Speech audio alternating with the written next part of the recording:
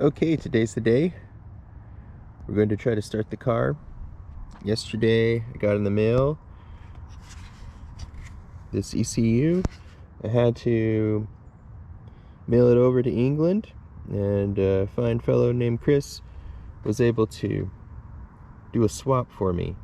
This is a diesel model, so we don't have that many ECUs like it in the country, and apparently it's much easier over there to find a replacement, so I was lucky to be able to find Chris. But yeah, I'm gonna install and try to crank the car for the first time in a long time. Just want to do a quick note, because originally the battery had been depleted. We hadn't started the car in a few weeks, and the battery was almost dead. I don't want to say dead, but it was not doing too well.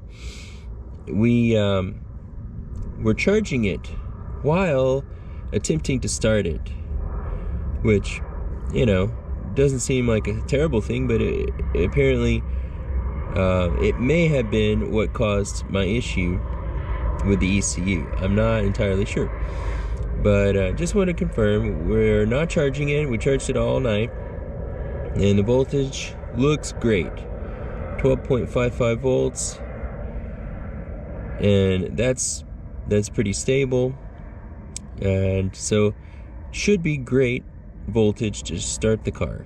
We'll see. Okay, for the install, first thing we have to do is take this box off.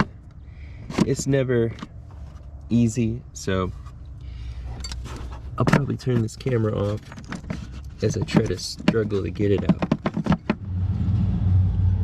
The lid came off, and there's our one connector for the ECU, and the other one is down there someplace. This is the front driver's side, and I'll go ahead and place the new ECU in. Okay, the cables are on, and now for the moment we've been waiting for. Gonna give it a try.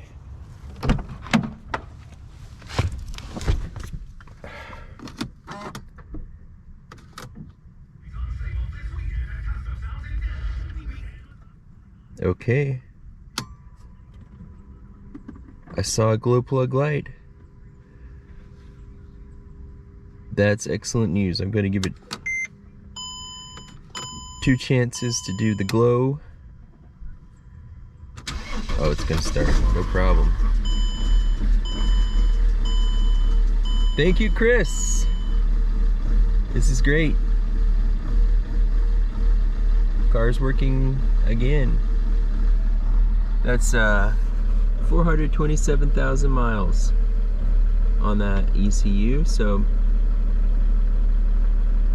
pretty good. In fact, I'm not exactly sure what would have caused the problem. Perhaps I'll never know, but it's fixed for now, and hopefully, you know, we don't have this problem again. So thank you very much, Chris. Have a great day.